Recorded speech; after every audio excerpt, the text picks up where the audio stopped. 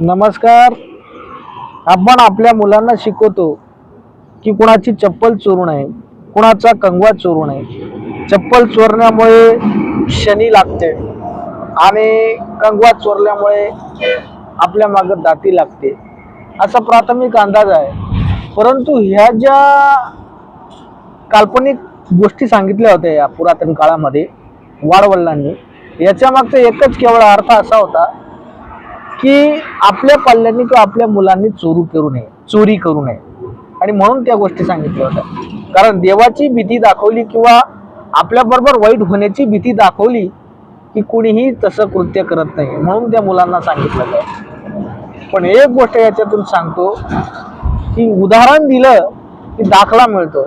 मग लक्षात ठेवा, प्रत्येक पाल्याला जर तुम्हाला शिक्षण द्यायचं असेल तर ते आपल्यातून द्या. तुम्ही कसं वागतात, तुम्ही जर लोकांबरोबर खोटे बोलत असणार तर तुमची मुलेही तुमचं अनुकरण करणार.